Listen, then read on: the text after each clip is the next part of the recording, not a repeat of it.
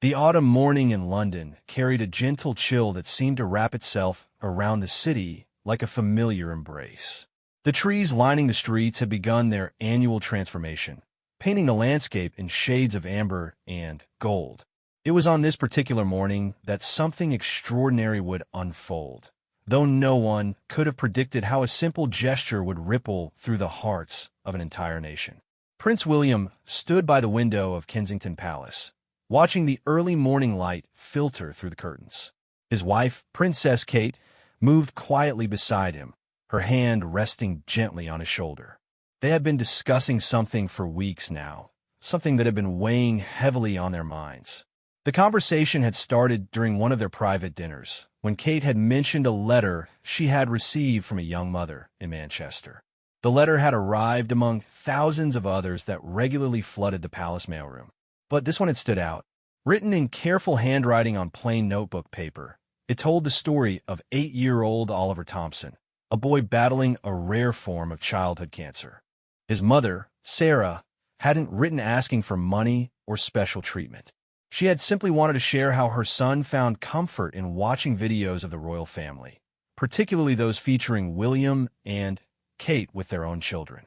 Kate had read the letter aloud to William that evening, her voice catching slightly as she reached the part where Sarah described how Oliver would smile despite his pain whenever he saw the royal children playing in the gardens. The boy had told his mother that he wished he could play football with Prince George, or paint with Princess Charlotte, or build sandcastles with Prince Louis. These simple childhood dreams had become his escape from the harsh reality of hospital rooms and treatment sessions. William had listened intently, his expression growing more thoughtful with each word. As parents themselves, both he and Kate understood the profound fear and helplessness that comes with watching a child suffer. They had been blessed with healthy children, but they could imagine the anguish of parents like Sarah Thompson, fighting battles they never expected to face. That night, after putting their own children to bed, William and Kate had sat together in their private sitting room, discussing what they could do. Protocol dictated certain boundaries, certain ways of responding to public correspondence. But both felt that this situation called for something more personal, something that would genuinely make a difference in young Oliver's life. Over the following days, they had made discreet inquiries through their staff. They learned that Oliver was being treated at Great Ormond Street Hospital, that his prognosis was uncertain but hopeful, and that his family was struggling not just emotionally but financially. His father, James, had taken unpaid leave from his job as a carpenter to be with his son during treatments. His mother worked part-time as a teaching assistant, but had reduced her hours significantly.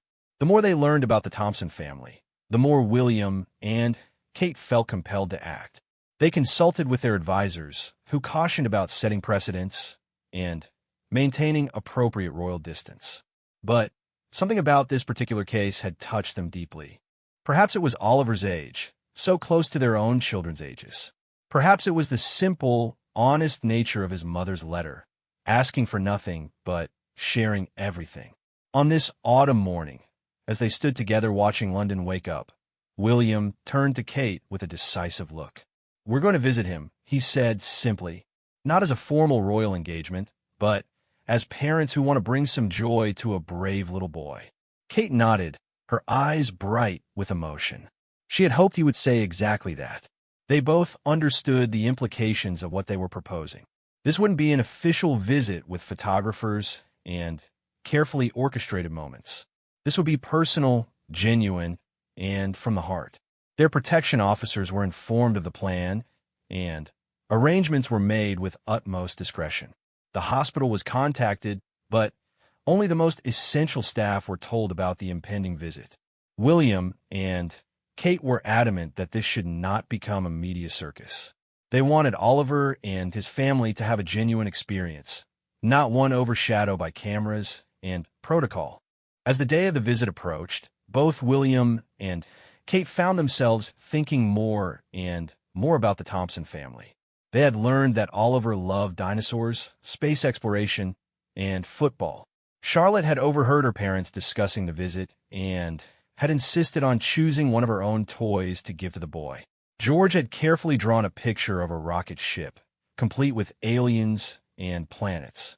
Even little Lewis had contributed, selecting one of his favorite storybooks to share. The children didn't fully understand why their parents were visiting this particular boy, but they understood that he was sick and that sometimes when people are sick, sharing toys and drawings can help them feel better. It was a simple lesson in compassion that William and Kate were grateful their children were learning. On the morning of the visit, Kate carefully packed a special bag. Inside were the gifts from their children, along with some additional surprises they had prepared. William had arranged for a signed football from the England national team, knowing Oliver's love for the sport. Kate had selected several books and puzzles, choosing ones that could provide distraction during long hospital stays. But perhaps the most significant item in the bag was something far simpler. Kate had written a personal letter to Sarah Thompson, mother to mother, expressing her admiration for Sarah's strength and offering words of encouragement. She had written and rewritten it several times, wanting to strike the right tone, not patronizing or distant, but genuine and heartfelt. As their car pulled away from Kensington Palace that morning, both William and Kate felt a mixture of anticipation and nervousness. They had made countless public appearances, met thousands of people, but this felt different. This was personal in a way that few of their engagements ever were. The drive to Great Ormond Street Hospital was quiet, both lost in their own thoughts. William thought about his own mother, Princess Diana, and how she had always emphasized the importance of using their position to bring comfort to those who were suffering. She had shown him, through her own actions, that sometimes the most powerful thing a person in their position could do was simply show up, be present, and care. Kate thought about Sarah Thompson, imagining the daily struggle of maintaining hope while watching your child fight for their life. She thought about the siblings Oliver might have, and how their lives had been turned upside down too. Childhood illness affected entire families, creating ripples of pain and adjustment that touched everyone.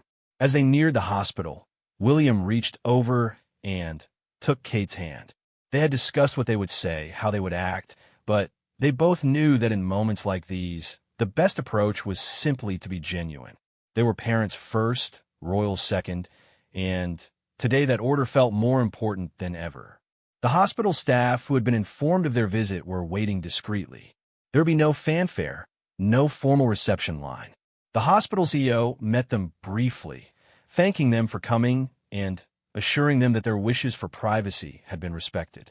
Only a single photographer from the palace would document the visit, and those photos would only be released if the Thompson family agreed. As they walked through the hospital corridors, both William and Kate were struck by the resilience they saw around them. Children with various illnesses played in common areas, their laughter ringing out despite their circumstances. Parents sat vigilantly by bedsides, dark circles under their eyes, but love shining through their exhaustion. Nurses and doctors moved with practiced efficiency, but also with genuine care and compassion. They were led to a private room where the Thompson family had been told they would have special visitors, though they hadn't been told who. As the door opened, William and Kate saw them for the first time. Oliver was sitting up in bed, thin and pale but with bright, curious eyes. His parents stood on either side of him, Sarah holding his hand while James had a protective arm around both of them. The moment of recognition was instant and profound. Sarah's hand flew to her mouth, tears immediately springing to her eyes. James straightened, clearly shocked, but trying to maintain composure. But it was Oliver's reaction that William and Kate would remember most vividly. His eyes grew wide, and then, despite his weakness, he smiled, a genuine, delighted smile that lit up his entire face. "Are you really Prince William and Princess Kate?" he asked, his voice small but filled with wonder. William stepped forward, his own smile warm and genuine. "We are," he said, "but today we're just William and Kate, and we've come to meet a very brave boy we've heard so much about." Kate moved to the other side of the bed, her movements gentle and unhurried. "We brought some special things for you, Oliver," she said, setting down the bag, "including some presents from our children. They wanted to make sure you had some new toys to play with."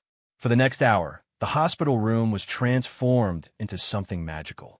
William sat on one side of Oliver's bed, helping him examine the signed football and telling him stories about meeting the players. Kate sat on the other side, reading from one of the books Lewis had chosen, using different voices for each character and making Oliver giggle despite his fatigue. They talked about dinosaurs, Oliver showing them his collection of dinosaur figures that he kept on his bedside table. He explained, with the serious authority that only an 8-year-old could muster, the difference between a Tyrannosaurus rex and an Allosaurus. William listened intently, asking questions that made Oliver beam with pride at his knowledge. When Oliver mentioned that he had always wanted to see a real palace, Kate and William exchanged a glance. "Well," Kate said gently, "when you're feeling better, we would love to show you around our home. Would you like that?" The joy on Oliver's face was indescribable, but it was the look on his parents' faces that truly moved William and Kate. Sarah was crying openly now, but they were tears of gratitude and hope. James had moved closer to his wife, his own eyes suspiciously moist. As the visit continued, William and Kate made sure to include Oliver's parents in the conversation. They asked about their lives before the illness, about Oliver's favorite subjects in school, about their hopes and dreams. They listened, really listened, as Sarah described the fear of that first diagnosis, the sleepless nights, the small victories that meant everything. At one point, Oliver grew tired, his energy flagging despite his excitement. Kate noticed immediately, suggesting gently that perhaps they could let him rest. But Oliver protested, not wanting the visit to end. It was then that William had an idea. "Oliver," he said, "would you like to make a video message for George, Charlotte, and Lewis? They would love to hear from you." Oliver's face lit up again. Using William's phone, they recorded a short message, Oliver telling the royal children about his dinosaurs and his hope that they could play together someday. He thanked them for their presence, his voice growing stronger with each word. As the visit drew to a close, Kate pulled Sarah aside, while William continued to chat with Oliver and James. She pressed the letter into Sarah's hands, along with a private contact number. "If you need anything," she said quietly, "anything at all, please don't hesitate to reach out." "Mother to mother, I mean that." Sarah could barely speak through her tears, managing only a whispered "thank you" that carried more weight than 1,000 formal speeches. When it finally came time to leave, Oliver had one more request. Could I have a hug?" he asked shyly. Without hesitation, both William and Kate leaned in, giving him gentle hugs that respected his fragile condition, but conveyed genuine warmth and care. Oliver closed his eyes, savoring the moment that he would talk about for weeks to come. As they prepared to leave the room, William turned back one more time. "Remember, Oliver," he said, "that invitation to visit us stands. We'll be waiting for you." The walk back through the hospital was quiet, both William and Kate processing the emotional weight of what had just transpired. They stopped briefly to thank the staff, making sure to acknowledge the incredible work they did every day. Several nurses mentioned how Oliver had been talking about their visit for days, how it had given him something to look forward to during difficult treatments. Back in their car, as London passed by outside the windows, Kate finally let her own tears fall. William reached for her hand again, understanding without words what she was feeling. They had gone to bring joy to a sick child, but they had received something profound in return, a reminder of the power of simple human connection, of showing up, of caring. The photographer who had discreetly documented the visit would later describe it as one of the most moving things he had ever witnessed. The images captured showed not posed royalty, but genuine human beings connecting with a family in need. Oliver's smile, his parents' tears, William and Kate's obvious emotional investment. It all told a story that would soon touch the hearts of millions. But in that moment, driving back to their own children, William and Kate weren't thinking about public reaction or media coverage. They were thinking about Oliver Thompson, about his courage and his joy despite his circumstances. They were thinking about Sarah and James and the thousands of parents like them who faced unimaginable challenges with grace and determination. They were also thinking about their own children, waiting at home, healthy and safe. The visit had reminded them, with stark clarity, how precious and fragile life could be, how quickly everything could change. It had reinforced their determination to use their position not just for ceremonial purposes, but to make real, tangible differences in people's lives. As they arrived back at Kensington Palace, they could see their children playing in the gardens through the windows. George was kicking a football, Charlotte was painting at her easel, and Louis was running in circles, chasing butterflies. Normal, healthy childhood activities that Oliver Thompson could only dream about from his hospital bed. That evening, as they tucked their children into bed, William and Kate told them about their visit. They explained, in age-appropriate terms, about Oliver's illness and his bravery. George wanted to know if Oliver liked his rocket ship drawing. Charlotte asked if he had liked her toy. Louis simply said he hoped the boy would feel better soon. Later, after the children were asleep, William and Kate sat in their sitting room, the events of the day still fresh in their minds. They had already begun planning how to follow up, how to ensure that this wasn't just a one-time visit, but the beginning of ongoing support for the Thompson family. They discussed establishing a more formal program to support families dealing with childhood illness, something that could provide both emotional and practical assistance. They talked about the possibility of regular visits to children's hospitals, not as photo opportunities, but as genuine attempts to bring joy and hope. As the night grew late, they finally retired to bed, emotionally exhausted but also strangely energized. They had been reminded of why their positions mattered, of the unique opportunity they had to make a difference. The simple act of showing up, of caring, of treating a sick child not as a subject but as a precious individual, it had reaffirmed everything they believed about their roles. In the darkness of their room, Kate whispered to William, "Do you think we made a difference today?" William pulled her close, thinking of Oliver's smile, of Sarah's tears, of the hope they'd seen rekindled in that hospital room. "I think," he said quietly, "that sometimes the smallest acts create the biggest ripples." Today wasn't about being royal. It was about being human. Neither of them could have known, in that moment, how prophetic those words would prove to be. The simple act of two parents reaching out to a sick child and his family would indeed create ripples that would spread far beyond that hospital room, touching hearts across the nation and reminding everyone of the power of compassion, connection, and simple human kindness. As London slept around them, as Oliver Thompson drifted off to sleep clutching his new football and dreaming of palaces, as Sarah and James Thompson held each other and dared to hope, the seeds of something beautiful had been planted. What would grow from those seeds would surprise everyone, including William and Kate themselves. The autumn night was peaceful, the city quiet, but change was in the air. A simple act of kindness, born from genuine care and executed with heartfelt sincerity, had set in motion events that would capture the imagination and touch the souls of millions. The story of William and Kate's visit to Oliver Thompson was just beginning, and its impact would be felt for years to come. The morning after their visit to Oliver Thompson arrived with an unseasonable warmth that seemed to chase away the typical October chill. At Great Ormond Street Hospital, something had shifted in the atmosphere of the children's ward.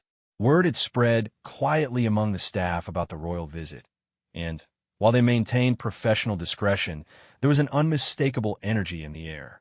Oliver had slept better than he had in weeks, the signed football tucked carefully beside him on the bed. His mother Sarah had stayed the night, as she often did, sleeping fitfully in the uncomfortable chair beside his bed. But this morning, she woke to find her son already awake, carefully examining each signature on the football, as if they were precious treasures. The transformation in Oliver was subtle, but significant. The nurses who came to check his vitals noticed he was more talkative, more engaged. He showed everyone who entered his room the gifts he had received, recounting every detail of the visit with the kind of precision that only a child's memory could provide. He remembered that Prince William had laughed at his dinosaur joke, that Princess Kate had known the names of different types of clouds when they looked out his window together. Dr. Elizabeth Harper, Oliver's primary oncologist, was particularly struck by the change. She had been treating Oliver for 6 months and had watched him gradually withdraw as the treatments took their toll. But this morning, during her rounds, she found a boy who was eager to discuss his treatment plan, who asked questions about when he might be able to go home, when he might be well enough to accept the invitation to visit the palace. In her 20 years of pediatric oncology, Dr. Harper had seen how psychological well-being could impact physical recovery. Hope, she had learned, was sometimes as powerful as any medicine. And Oliver Thompson was now filled with hope. Meanwhile, at Kensington Palace, William and Kate were beginning their day with an unusual amount of correspondence. Their private secretary, Simon Peterson, had arrived early with a stack of messages that had come in overnight. Word of their visit, despite efforts to keep it private, had somehow begun to spread, not through official channels or media leaks, but through something more organic, the grateful words of hospital staff who had witnessed something special. Among the messages was one that particularly caught Kate's attention. It was from another parent at Great Ormond Street, a father whose daughter was being treated 3 rooms down from Oliver. He wrote about how his daughter had heard Oliver's excitement, how she had asked if the prince and princess might visit her too. But more than that, he wrote about how the visit had affected all the parents on the ward. "Your Highnesses," the letter read, "you may not realize what your simple act of kindness has done. Last night, for the first time in months, I saw parents smiling in the family room. We shared stories about our children, not about their illnesses, but about their dreams and hopes. One mother said, 'If the future king and queen can take time for our children, then there is hope. You gave us more than a moment of joy. You gave us permission to hope again.'" Kate read the letter aloud to William over breakfast. They sat in silence for a moment, both understanding that something larger than they had anticipated was beginning to unfold. Their simple visit, meant to bring joy to one child, had created ripples they hadn't expected. Later that morning, in a modest flat in Manchester, Oliver's grandmother, Margaret Thompson, was on the phone with her neighbor. She had just returned from visiting her grandson and couldn't contain her joy and gratitude. "You should have seen his face," she said, her voice thick with emotion. "For the first time since this nightmare began, he looked like my Oliver again." The neighbor, Mrs. Patricia Davies, was so moved by the story that she shared it with her daughter, who worked at a local newspaper. Not as a news tip, but as a beautiful example of human kindness that had restored her faith in a world that often seemed too harsh. The daughter, Jessica Davies, was a features writer who specialized in human interest stories. She made a note about the story, not intending to publish anything without permission, but recognizing that something significant had occurred. Back at the hospital, Oliver's room had become something of a beacon. Other children on the ward wanted to hear about the visit. Oliver, despite his fatigue, would proudly show his gifts and recount the story. His favorite part to tell was how Prince George had drawn him a picture of a rocket ship, how Princess Charlotte had chosen one of her own toys for him, how even little Prince Louis had sent a book. The children's questions were innocent and direct. "Did they wear crowns?" one little girl asked. Oliver solemnly informed her that they didn't, but that Princess Kate had smiled just like a princess in the storybooks. "Were they nice?" asked a boy with a cast on his leg. Oliver's answer was immediate and certain. "They were the nicest grown-ups I've ever met, except for my mom and dad." These conversations, overheard by parents and staff, began to paint a picture of a visit that had transcended typical royal protocol. This wasn't about charity in the traditional sense. It was about human connection, about recognizing the dignity and worth of a sick child, about showing up not because protocol demanded it, but because compassion called for it. 3 days after the visit, something unexpected happened. Sarah Thompson received a call on the private number Kate had given her. It wasn't from secretary or assistant, but from Kate herself. She was calling to check on Oliver, to see how he was feeling, to ask if there was anything else they needed. Sarah, overwhelmed by the personal attention, found herself sharing more than she had intended. She told Kate about the financial strain, about her husband's struggle with taking so much time off work, about her worry for their younger daughter Emma, who was only 5 and didn't understand why her brother couldn't come home. Kate listened without interrupting, making notes as Sarah spoke. When Sarah finally apologized for talking so much, Kate's response was immediate and warm. "Please don't apologize," she said. "I called because I wanted to know. William and I have been thinking about your family constantly since our visit." That conversation led to action. Within days, though the Thompsons wouldn't know the source, James's employer received an anonymous donation specifically designated to cover his wages during his absence. A local charity that supported families of hospitalized children suddenly had funding for a program that would provide respite care for siblings like Emma. These actions were taken quietly, without fanfare, but their impact was immediate and profound. The Thompson family's burden hadn't disappeared, but it had become more bearable. James could focus on his son without the constant worry about bills. Sarah could occasionally leave the hospital knowing Emma was being cared for by trained professionals who understood the unique challenges of being a sick child sibling. And Oliver, seeing his parents' stress diminish, found his own spirits lifting even higher. At Buckingham Palace, Queen Elizabeth had been briefed about William and Kate's visit. The monarch, known for her adherence to protocol and tradition, might have been expected to express concern about the informal nature of the visit.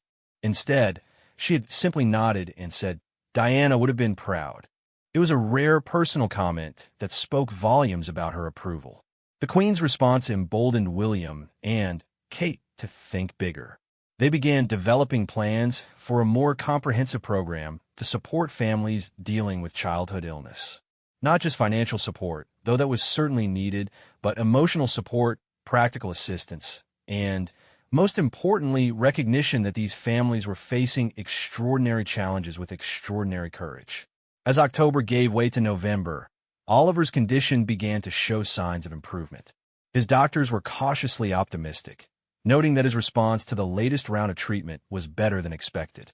Dr. Harper, in her clinical notes, mentioned the marked improvement in Oliver's psychological state as a contributing factor to his physical progress. The story might have remained a private matter, known only to those directly involved, if not for an act of kindness from an unexpected source. A young nurse named Hannah Mitchell had been present during the royal visit. She had been so moved by what she witnessed that she had written about it in her personal blog, not mentioning names or specific details, but describing the profound impact of seeing genuine compassion in action. Her blog post, titled "When Kindness Wears a Crown," began to circulate among healthcare workers. It spoke of how two people who could have simply written a check or sent a representative had instead chosen to sit on a hospital bed, to listen to a child's stories about dinosaurs, to offer hugs and hope. The post went viral within the medical community, shared by doctors, nurses, and healthcare workers who saw in it a reminder of why they had chosen their profession. It was through this blog post that Jessica Davies, the features writer in Manchester, confirmed that the story her mother had shared was indeed true. She reached out to the Thompson family through the hospital, expressing her interest in telling their story, but only with their full permission and participation. Sarah and James Thompson faced a difficult decision. Their instinct was to protect their privacy, to keep this precious experience within their family. But Oliver, wise beyond his 8 years, had a different perspective. "Maybe," he said during a family discussion, "other sick children need to know that people care about them too."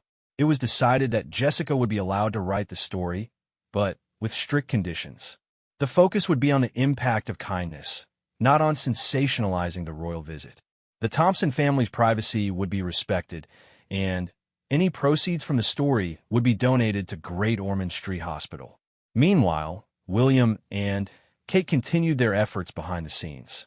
They met with leaders of various children's charities, seeking advice on how to create sustainable support systems for families like the Thompsons. They consulted with medical professionals about the psychological impact of serious illness on children and their families. They even met quietly with other families facing similar challenges, each encounter reinforcing their commitment to making a difference.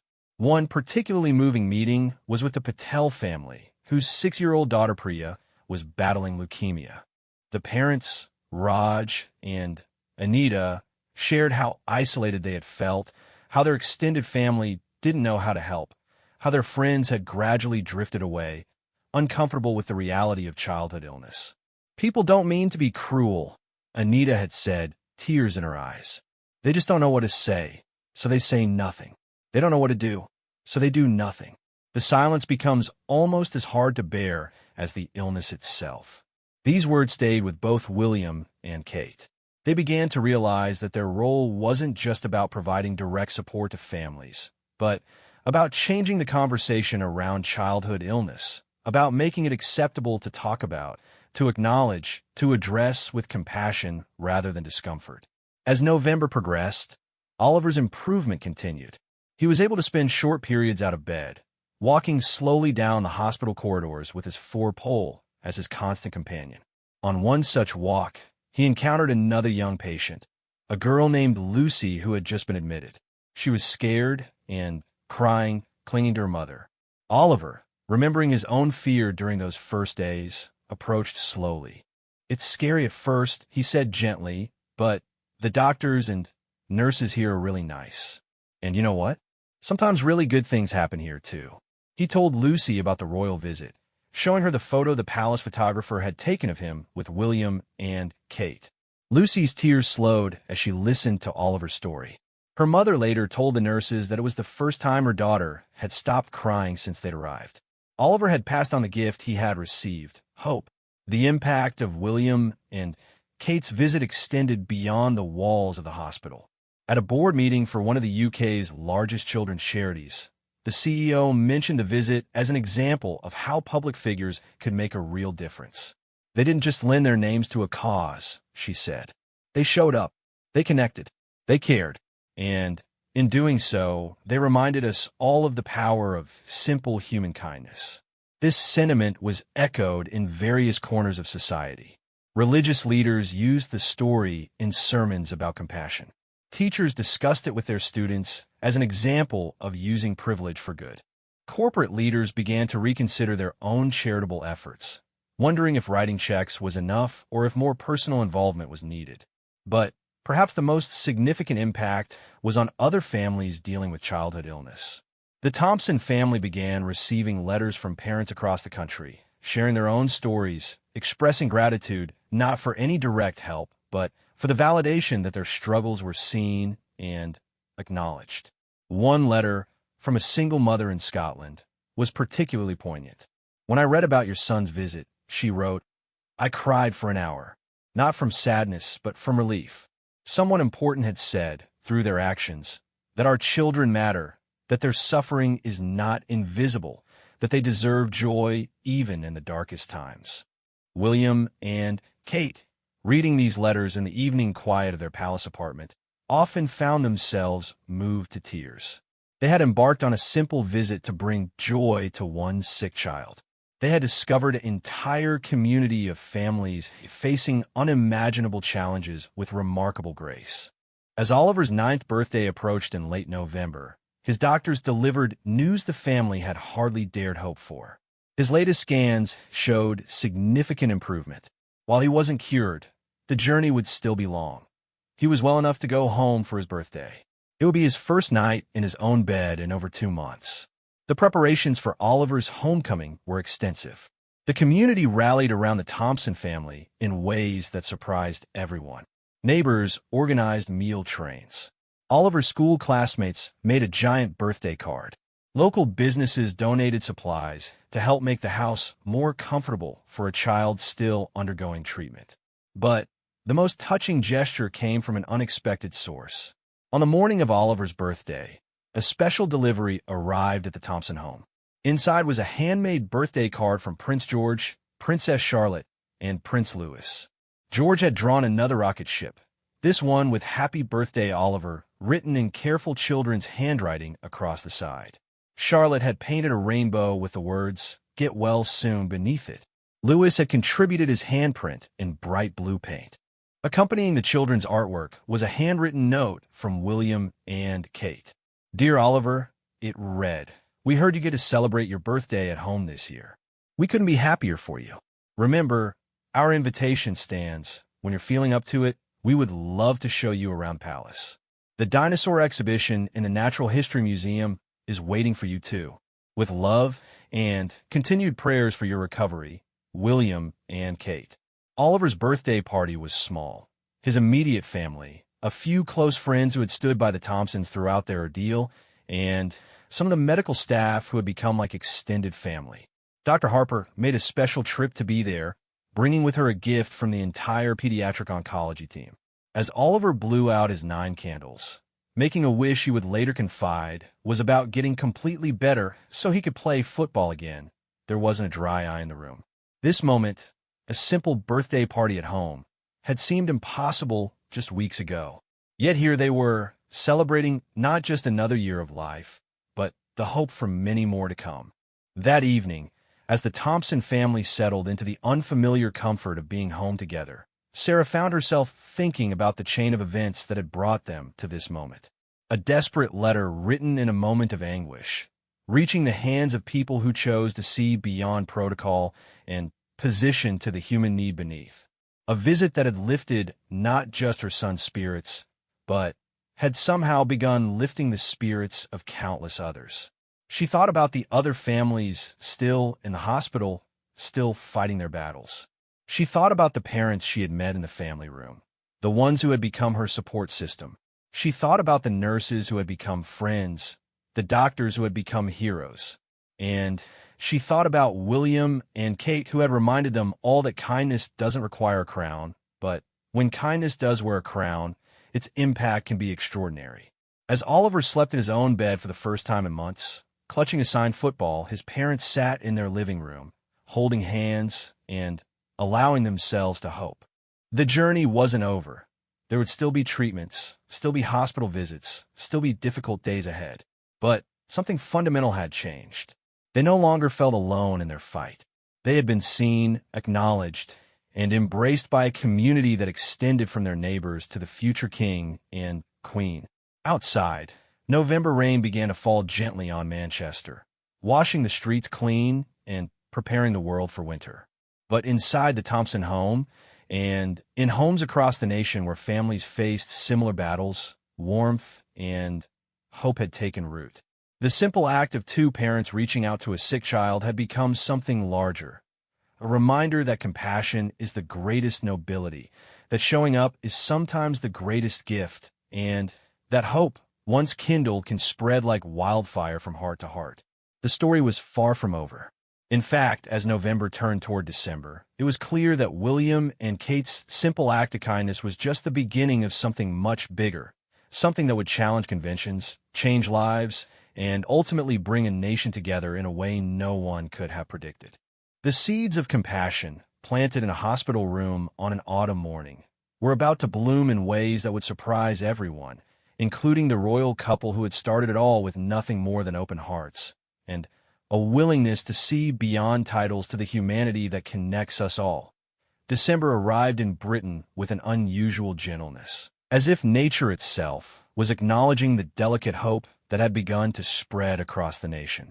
The story of William and Kate's visit to Oliver Thompson had finally broken in the national media, though not in the way anyone might have expected. Jessica Davies' carefully crafted article had appeared first in her local Manchester paper, but its authentic and moving portrayal of human kindness had resonated so deeply that it was quickly picked up by national outlets. The response was immediate and overwhelming. Within hours of the story's publication, Great Ormond Street Hospital's donation line was flooded with calls. People from all walks of life wanted to help, to be part of this movement of compassion that had been sparked by a simple royal visit. But it wasn't just about money. Offers of volunteer time, specialized services, and emotional support poured in from across the country. At Kensington Palace, William and Kate watched the public response with a mixture of gratitude and concern. They had never intended for their private visit to become public knowledge, but now that it had, they felt a responsibility to channel this outpouring of goodwill in meaningful directions. In a carefully considered decision, they chose to release a single photograph from the visit, one that showed them sitting on either side of Oliver's bed, all 3 laughing at something Oliver had said about dinosaurs. It was unposed, natural, and captured the genuine joy of the moment. Accompanying the photo was a simple statement. We were privileged to meet Oliver Thompson and his wonderful family. His courage, and the courage of all children facing serious illness, is truly inspiring. We encourage anyone moved by Oliver's story to support the incredible work being done at children's hospitals across the UK. Sometimes the smallest acts of kindness can create the biggest changes. The photograph and statement had an electric effect. Social media platforms were flooded with stories of families dealing with childhood illness, healthcare workers sharing their experiences, and ordinary citizens pledging to do more to support these hidden heroes. The hashtag Oliver Effect began trending, representing not just support for one boy, but recognition of all children fighting similar battles. In the pediatric ward at Great Ormond Street, the atmosphere had transformed completely. Where once there had been an underlying current of sadness and fear, there was now something else, a sense of being seen, valued, and supported by the wider community. Parents who had felt isolated in their struggle now found strength in knowing that their fight had been acknowledged at the highest levels of society. Dr. Elizabeth Harper found herself fielding calls from colleagues across the country. Pediatric departments and hospitals from Edinburgh to Cardiff reported increased volunteer applications, donation surges, and, most importantly, a shift in how childhood illness was being discussed. It was no longer a topic to be whispered about or avoided, but something that could be addressed with openness and compassion. One of the most moving developments came from an unexpected source. The England football team, having heard about Oliver's love for the sport and his prize-signed football, announced that they would dedicate their next home match to children battling serious illnesses. Each player would wear the name of a child patient on their training shirts during warm-ups, and a special area would be reserved for families from children's hospitals across the country. Oliver, still recovering at home, but growing stronger each day, was invited to be the team's special mascot for the match. When William and Kate heard about this, they immediately arranged for Oliver and his family to be their personal guests at the game, ensuring they would have the best possible experience. But the ripple effects extended far beyond such high-profile gestures. In communities across Britain, ordinary people were finding ways to make a difference. In Birmingham, a group of grandmothers organized themselves into hospital grannies, volunteering to sit with sick children whose parents needed to work or care for other siblings. In Glasgow, a taxi company announced free rides for families traveling to and from children's hospital appointments. Perhaps most touchingly, children across the country began their own initiatives. Inspired by how the young princes and princess had sent toys and drawings to Oliver, schools organized toy drives, art projects, and letter-writing campaigns for hospitalized children.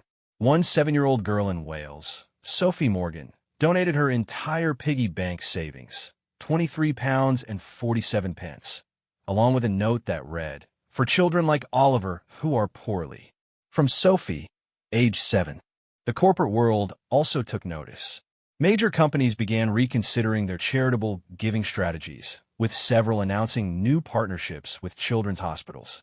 But, more significantly, they began implementing policies to better support employees with seriously ill children, extended paid leave, flexible working arrangements, and access to counseling services. As December progressed, William and Kate found themselves at the center of a movement they had never intended to start. They received thousands of letters from families sharing their own stories, healthcare workers expressing gratitude, and ordinary citizens wanting to help. Each evening, they would read through a selection of these letters together, often finding themselves deeply moved by the courage and resilience they encountered. One letter particularly stood out. It was from Margaret Hughes, a pediatric nurse who had worked at Great Ormond Street for 30 years. She wrote, "Your Royal Highnesses, in 3 decades of nursing, I have seen countless children fight battles no child should have to fight. I have held the hands of parents as they faced their worst nightmares. But I have never seen anything transform the atmosphere of our ward like your visit to Oliver. You didn't just bring joy to one child. You validated the struggle of every family walking this difficult path. You reminded us all why we do this work. Thank you for seeing our children not as statistics or cases, but as precious individuals deserving of joy, dignity, and hope. This letter, among others, convinced William and Kate that they needed to formalize their efforts.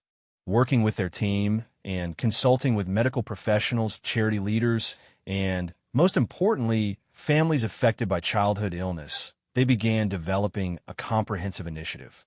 The initiative, which they called Every Child Matters, would focus on three key areas: direct support for families facing childhood illness, training for communities on how to provide meaningful help, and changing the national conversation around childhood illness from one of pity to one of empowerment and hope.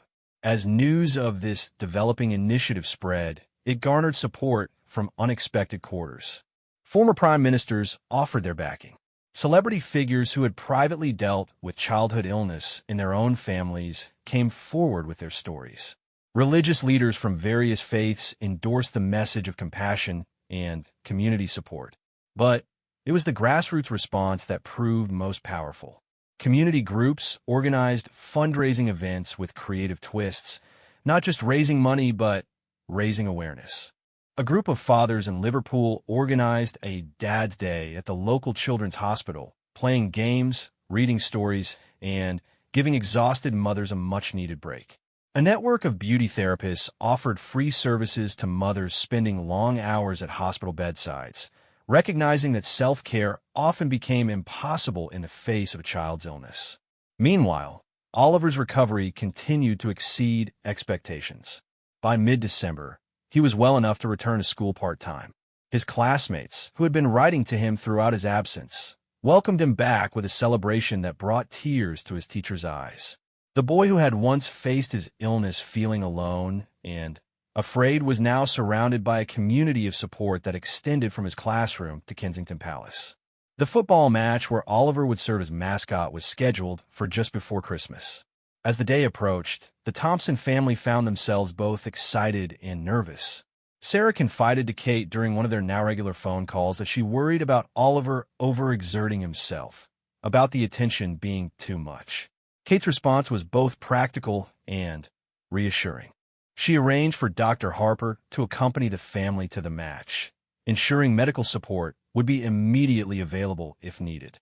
She also worked with the Football Association to keep media access limited, protecting Oliver from the overwhelming attention his story had generated. On the day of the match, Wembley Stadium was electric with an energy that went beyond typical football enthusiasm. In the stands, sections were filled with families from children's hospitals across the country. Many of the children were in wheelchairs or clearly showing the effects of their treatments, but their faces were bright with excitement. When Oliver walked onto the pitch, hand in hand with the England captain, the stadium erupted.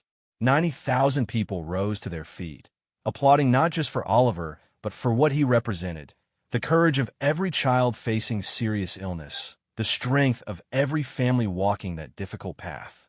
William and Kate, watching from the royal box with Oliver's family, found themselves overwhelmed with emotion. William reached for Kate's hand as they watched Oliver, small but proud in his England kit, wave to the crowd. This boy who had been so ill just months ago was now standing at the center of the nation's attention, a symbol of hope and resilience. The match itself became secondary to the moment. Players from both teams made a point of greeting Oliver, ruffling his hair, sharing jokes. The opposing team's captain presented Oliver with his jersey, saying his own nephew was fighting leukemia and that Oliver's story had given their family hope. At halftime, something unprecedented occurred. The stadium screens showed a montage of messages from children in hospitals across the country. Each child shared a brief message of hope or a dream for the future. The messages were simple. I want to be a teacher. I hope to see the ocean. I can't wait to play football again. But their impact was profound. The stadium fell silent as 90,000 people absorbed the dreams and hopes of children fighting for their lives. Then, in a moment that would be replayed countless times in the days to come, Oliver was invited to take a penalty kick. As he stood at the penalty spot, the entire stadium held its breath. The goalkeeper, understanding the moment, made a theatrical dive in the wrong direction as Oliver's gentle kick rolled into the net. The roar that erupted could be heard miles away. But it was what happened next that would bring the nation to tears. Oliver, instead of celebrating his goal, turned to the section where the other sick children were sitting and gave them a thumbs up. Then, in a gesture that seemed to come naturally to him, he placed his hand over his heart and pointed to them, as if to say, "This is for all of us." The cameras caught William wiping away tears, Kate holding Sarah Thompson as she sobbed with pride and joy. The moment transcended sport, transcended celebrity, transcended everything except pure human connection and courage. That evening, as the Thompson family returned home, exhausted but exhilarated, they found their house decorated by neighbors with banners reading "Welcome Home, Oliver the goal scorer." The local fish and chip shop had prepared a feast, refusing payment. The community that had supported them through the darkest days was now celebrating with them in the light. Across the country, the match had sparked thousands of conversations. Families who had never talked about illness were suddenly discussing how they could help others facing such challenges. Children who had teased classmates for being different were asking how they could be more inclusive. The Oliver effect had evolved from a hashtag to a genuine social movement. In the following days, the government announced new funding for pediatric care and family support services. The announcement cited the public response to Oliver's story as evidence of a national will to better support families facing childhood illness. Opposition parties, typically quick to criticize, offered their full support, recognizing that this transcended politics. Corporate partnerships for the Every Child Matters initiative materialized rapidly. Technology companies offered to create platforms connecting families with resources and support networks. Transportation companies pledged free or reduced cost travel for medical appointments. Food delivery services organized meal programs for families with hospitalized children. But perhaps the most significant change was in the small, everyday moments across the country. Parents hugged their healthy children a little tighter, grateful for what they had. Communities looked out for families dealing with illness, offering practical help without being asked. Children learned that kindness and courage could coexist with vulnerability and fear. As Christmas approached, the Thompson family prepared for a holiday they had once feared they might not see together. Their modest home was filled with cards from strangers who had been touched by their story. Oliver's recovery, while still ongoing, had progressed beyond the most optimistic projections. Dr. Harper called it remarkable, though she was careful to note that his improvement was due to excellent medical care, family support, and the psychological boost of feeling valued and seen. On December 20th, a special delivery arrived at the Thompson home. Inside was an invitation printed on thick cream paper with the royal coat of arms. Oliver was invited, along with his family, to attend a special Christmas tea at Kensington Palace, where he would finally get the palace tour he had been promised. But the invitation came with a personal note from William and Kate. "Dear Oliver," it read, "we have watched with joy and admiration as you've touched the hearts of our nation. You've shown us all what true courage looks like. We can't wait to show you around our home, and George, Charlotte, and Louis are especially excited to meet their pen pal in person. See you soon, William and Kate." As Sarah read the invitation aloud, Oliver's response was characteristic of the boy who had captured the nation's heart. "Can we bring presents for other sick children to the palace?" he asked. "Maybe Prince George and Princess Charlotte and Prince Louis could help me deliver them to the hospital?" His parents exchanged glances, marveling at their son's generous spirit even after everything he had endured. Sarah pulled him close, kissing the top of his head where his hair was finally beginning to grow back. "I think that's a wonderful idea, sweetheart," she said. That night, as Britain prepared for Christmas, something had fundamentally shifted in the national consciousness. A simple act of kindness, two parents visiting a sick child, had awakened something in the collective heart of the country. It had reminded people that beneath titles and positions, beneath illness and health, beneath all the divisions that often separated them, they were united by their capacity for compassion. The story that had begun in a hospital room with dinosaur toys and signed footballs had become something larger. It had become a reminder that kindness was not weakness, but strength, that showing up for each other was not obligation, but privilege, and that hope, once kindled, could spread from one heart to another until an entire nation was illuminated by its glow. As December snow began to fall gently across Britain, families gathered in homes rich and poor, healthy and struggling, united by a new understanding. Every child did matter. Every family facing difficulty deserved support. And sometimes the simplest acts, sitting on a hospital bed, listening to a child's story, offering a hug, could change everything. The Christmas season had brought many gifts to Britain that year, but perhaps none was greater than the gift of remembering what truly mattered. In hospitals across the country, children who had felt invisible now felt seen. Parents who had felt alone now felt supported.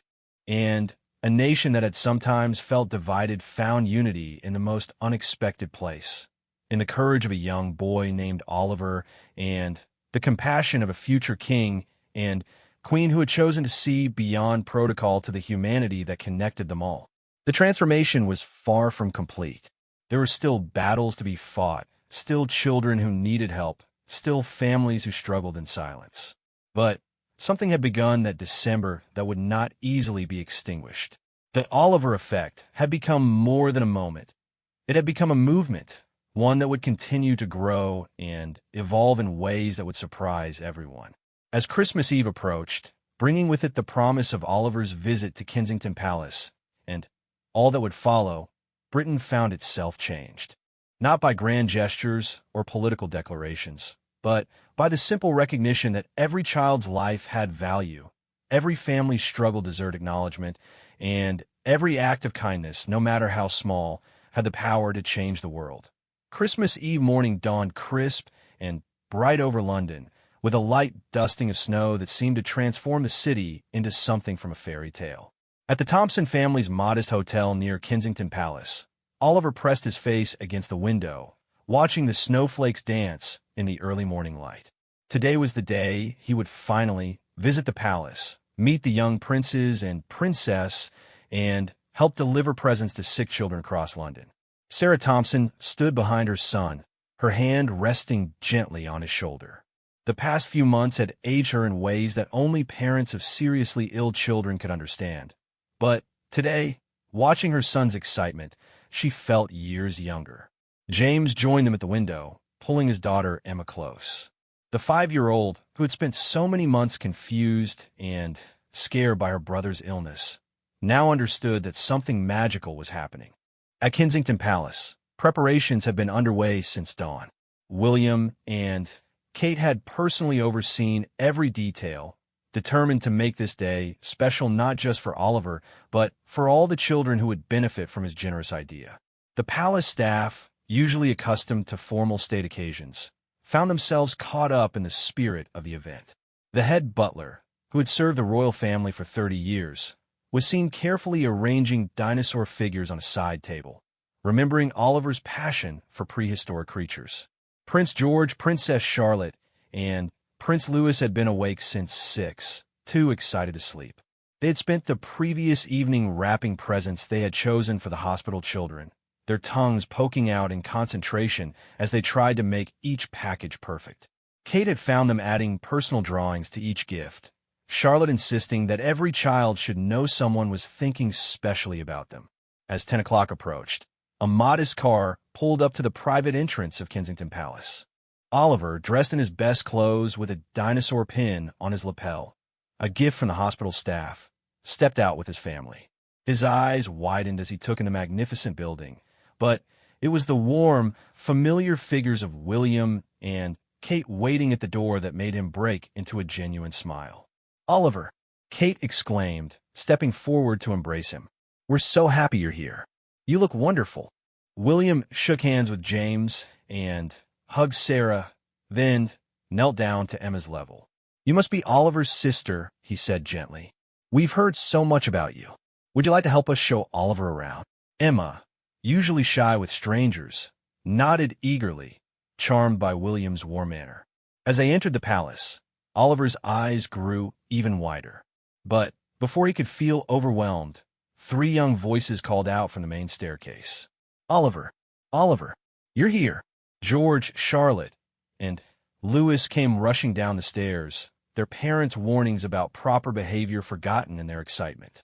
They surrounded Oliver like old friends, immediately peppering him with questions about dinosaurs, football, and whether he had seen the snow. The natural ease with which the children connected broke any remaining tension. Within minutes, Oliver was being led on a tour by his new friends, showing particular interest in a suit of armor that George assured him had belonged to a real knight who fought dragons. Charlotte proudly showed him her art studio, while Lewis demonstrated his ability to slide down the hallway in his socks. Kate and Sarah followed at a distance, watching their children with the shared understanding that only mothers possess. "Thank you," Sarah whispered, her voice thick with emotion. "You've given him back his childhood." Kate squeezed her hand. "He never lost it," she replied softly. "He just needed reminding that it was still there." In the palace's grand reception room, a magnificent Christmas tree reached toward the painted ceiling. But it was what lay beneath it that made Oliver gasp. Hundreds of wrapped presents were arranged in neat piles, each marked with age ranges and whether they were for boys or girls. A separate section held gifts for siblings of sick children, something Oliver had specifically requested, remembering how left out Emma had often felt. "These are all for the hospitals?" Oliver asked, his voice filled with wonder. "Every single one," William confirmed. "Thanks to your idea, children in 5 different hospitals across London will have special presents this Christmas. And it's all because of you." Oliver shook his head. "Not just me," he said with the wisdom that his journey had given him. "Because of everyone who wanted to help. I just had the idea." The adults exchanged glances, moved by the boy's humility. Here was a child who had faced death, who had every reason to be self-focused, instead thinking of others with a generosity that humbled them all. After a special lunch where Oliver delighted in teaching Prince Louis the proper way to roar like a T-Rex, it was time for the main event. A fleet of vehicles waited outside, ready to transport the presents to hospitals across London. But this wouldn't be a typical royal delivery. Oliver had requested that they visit the children personally, just as William and Kate had visited him. The first stop was Great Ormond Street Hospital, where Oliver had spent so many difficult months. As they entered the familiar corridors, now decorated with Christmas lights and garlands, Oliver walked with a confidence he hadn't possessed during his stay. He knew these halls, knew the sounds and smells, knew the fear that lurked behind every door. But now he also knew the hope that was possible. In the first room they visited, a 6-year-old girl named Amelia sat propped against pillows, her bald head covered with a festive hat. Oliver approached her bed without hesitation, his own experience making him uniquely qualified to understand her situation. "Hi, I'm Oliver," he said simply. "I was here for a long time, too. It's scary, isn't it?" Amelia nodded, her eyes wide as she took in not just Oliver, but the royal visitors behind him. Oliver continued, "But you know what? It gets better. And until it does, we brought you some presents to help make it less scary." As George, Charlotte, and Lewis helped distribute gifts, their natural childish enthusiasm bringing smiles to faces throughout the ward, something magical began to happen. The children in the hospital beds weren't seeing royal figures or celebrities. They were seeing other children who cared about them, who had taken time on Christmas Eve to think about them. In room after room, the scene repeated itself.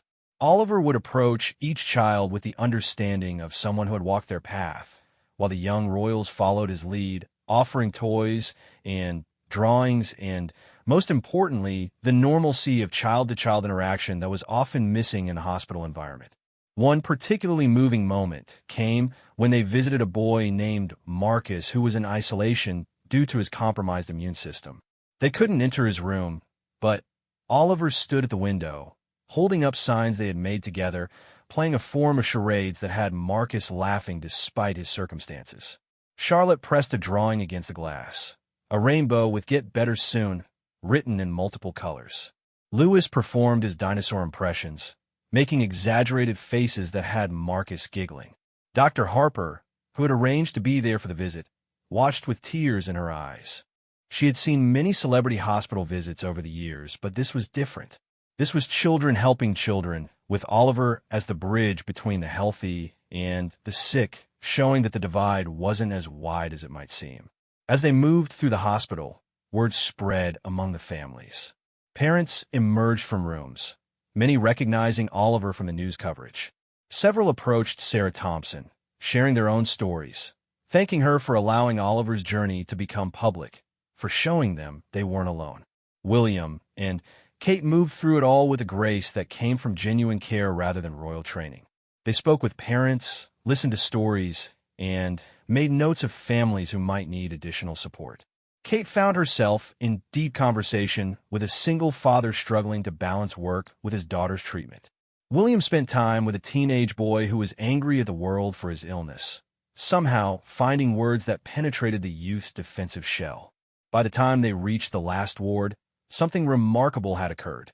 The hospital, usually a place of quiet suffering and private battles, had transformed into something else.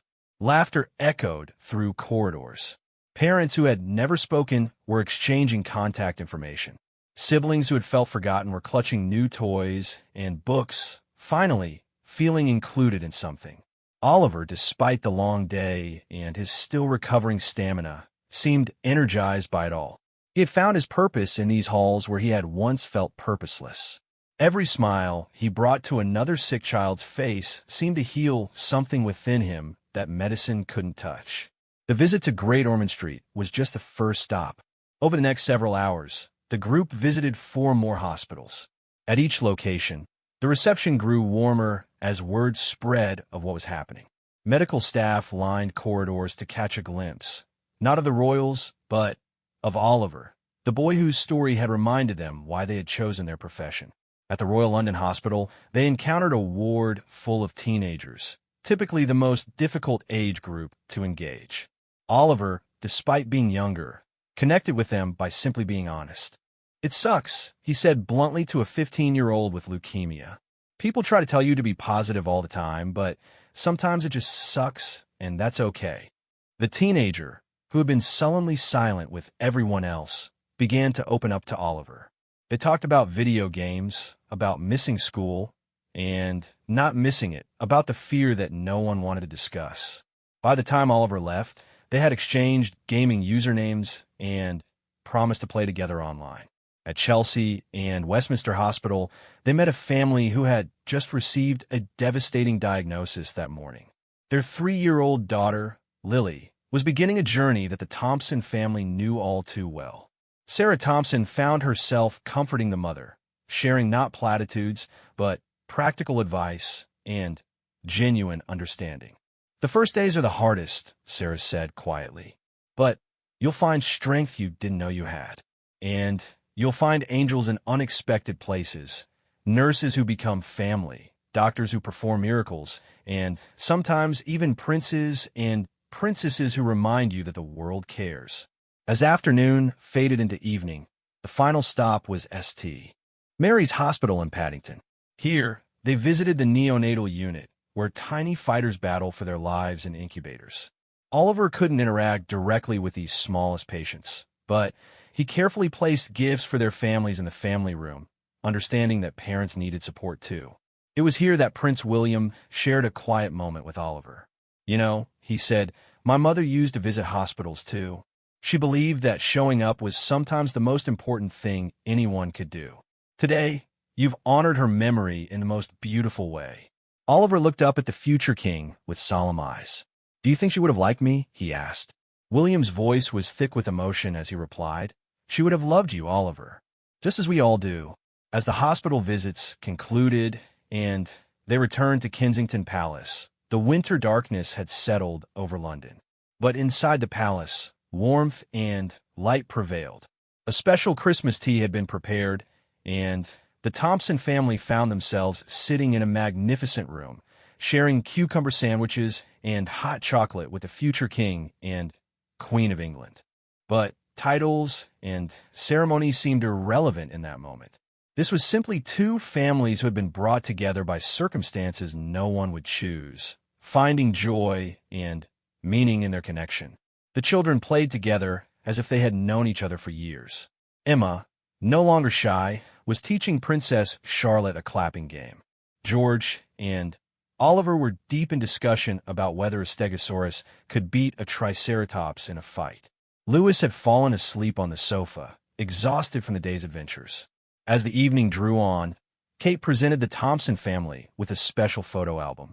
Inside were pictures from the day, Oliver with the other children, the joy on sick children's faces as they received their gifts, moments of connection that transcended illness and health, privilege, and hardship. "So you'll always remember," Kate said softly, "the day you changed Christmas for so many families." But there was one more surprise. William stood, clearing his throat with unusual emotion. "Oliver," he began, "your courage and kindness have touched not just our family, but our entire nation. The Queen has been following your story and wanted me to give you this." He presented Oliver with a special medal, the Order of the British Empire's Medal for Meritorious Service. It was an unprecedented honor for someone so young, but, as the citation read, it was for exceptional bravery in the face of personal adversity and outstanding service to other children facing similar challenges. Oliver held the medal with shaking hands, overwhelmed by the honor. But, true to his nature, his first words were, "Can I use this to help more children?" The room erupted in laughter mixed with tears. This boy, who had faced death with courage, who had transformed his suffering into service, who had reminded a nation of what truly mattered, remained focused not on recognition, but on purpose. As the Thompson family prepared to leave, the farewells were emotional. These weren't the formal goodbyes of a royal meeting, but the reluctant parting of real friends. Phone numbers were exchanged, playdates promised, and future plans discussed. The Every Child Matters initiative, inspired by Oliver's example, would launch in the new year with Oliver as its first junior ambassador. Outside Kensington Palace, snow was falling more heavily now, blanketing London in pristine white. As the Thompson family's car pulled away, Oliver pressed his face to the back window, waving until the palace disappeared from view. But he wasn't sad. He had received something more precious than any medal or recognition. He had found his purpose. In the following days, news of the Christmas Eve hospital visits spread across the nation and beyond. The images of Oliver and the young royals bringing joy to sick children became the defining story of the Christmas season. Editorial writers who usually focused on politics found themselves penning pieces about compassion. Social media, often a battlefield of opposing views, united in celebration of what had been accomplished. Churches across Britain included Oliver's story in their Christmas services, using it as a modern parable of love and service. One archbishop noted, "In a world that often seems dark, a child has shown us the light. In a time that often feels divided, a simple act of kindness has united us." This is the true message of Christmas, that love transcends all boundaries, that hope can flourish in the most unlikely places, and that sometimes the smallest among us can teach the greatest lessons. On Christmas morning, as families across Britain opened their presents, many found themselves thinking of the children in hospitals who had also received gifts, thanks to Oliver's inspiration. Parents hugged their children a little tighter, grateful for health often taken for granted. Children who had participated in toy drives and fundraising efforts felt proud of their contribution to something larger than themselves. In the Thompson home, Christmas morning was quiet but profound. Oliver was tired from the previous day's exertions, but glowing with a satisfaction that went beyond physical health. As he opened his presents, many sent by strangers touched by his story, he insisted on setting aside some to take on his next hospital visit. "We can't stop now," he told his parents with determination. "There are still children who need help." Sarah and James exchanged glances over their son's head, marveling at the transformation not just in his health, but in his spirit.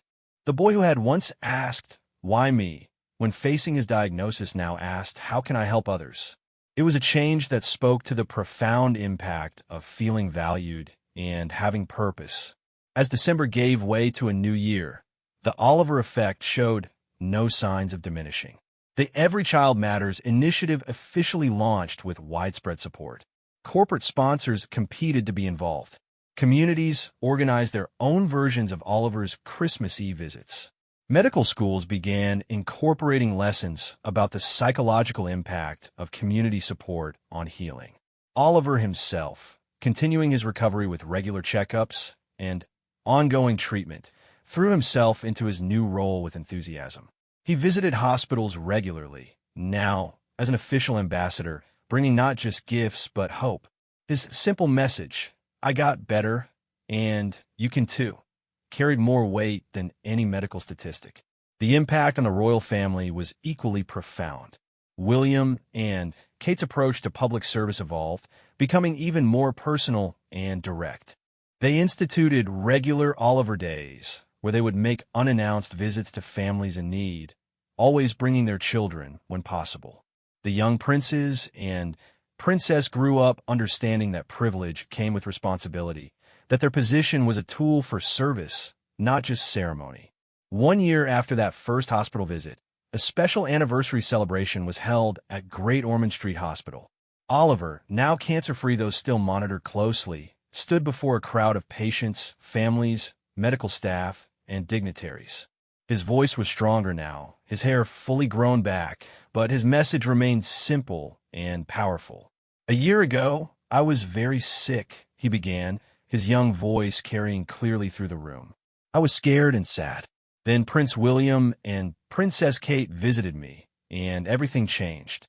Not because they made me better, the doctors and nurses did that, but because they made me remember that I mattered, that people cared, that there was still good in the world, even when everything seemed bad." He paused, looking out at the audience filled with children in various stages of treatment, their families holding on to hope. "Now, I want every sick child to know what I learned. You matter. Your dreams matter. Your fears matter. And you're not alone. We're all here for each other. And together, we're stronger than any illness." The room erupted in applause, but it was William and Kate, standing at the side of the room, who were most moved. They had set out to bring joy to one sick child. Instead, they had sparked a movement that had transformed how a nation thought about childhood illness, community support, and the power of compassion. As the celebration continued, Oliver moved through the crowd, no longer the sick child needing comfort, but the survivor offering hope. He stopped at each child's bed, sharing jokes, admiring toys, offering the kind of understanding that only came from shared experience. His parents watched with pride and gratitude, knowing that their son's journey, as difficult as it had been, had found meaning in service to others. The story that had begun with a mother's desperate letter had become something none of them could have imagined. It had shown that sometimes the most powerful medicine was human connection, that the greatest nobility was compassion, and that even in the darkest moments, kindness could illuminate the way forward. As another Christmas season approached, bringing with it new challenges and new opportunities to serve, the legacy of that simple hospital visit continued to grow. Children across Britain knew that they were not alone in their struggles. Families facing the unimaginable found communities of support waiting to embrace them. And a nation that had sometimes forgotten what truly mattered had been reminded by the courage of a young boy and the compassion of its future king and queen. The most profound changes weren't captured in headlines or statistics, but in the quiet moments across the country. A neighbor offering to babysit so parents could visit their hospitalized child, a classmate organizing a fundraiser without being asked, a company changing its policies to better support employees with sick children. These ripples of kindness, started by a simple visit to a hospital room, have become waves of change that continue to spread. Oliver Thompson, once a sick child facing an uncertain future, had become a symbol of hope and resilience. But more than that, he had shown that anyone, regardless of age or circumstance, could make a difference. His story reminded people that heroism wasn't about grand gestures, but about choosing compassion over indifference, hope over despair, and love over fear. As snow began to fall over Britain once again, marking another Christmas season, the nation had been forever changed. not by laws or policies, though those had followed, but by the simple recognition that every child mattered, every family struggle deserved support, and every act of kindness had the power to transform lives. The story of Prince William and Princess Kate's simple act had indeed brought a nation to tears. Tears of sorrow for the suffering of innocent children, tears of joy for the compassion shown, and tears of hope for a future where no child would face illness alone and forgotten. It had reminded everyone that sometimes the most powerful thing anyone could do was simply show up, care genuinely, and trust that love would find a way to make a difference. In hospitals across Britain, children continued to fight their battles with renewed courage, knowing they were seen and valued. Families found strength in community support that hadn't existed before. And a young boy named Oliver continued to visit, to encourage, to remind everyone that miracles came not just in the form of medical breakthroughs, but in the simple act of one human being reaching out to another with genuine care and compassion. The simple act had become a movement. The movement had become a transformation. And the transformation had reminded an entire nation of a truth as old as humanity itself, that love, expressed through action, had the power to heal not just bodies but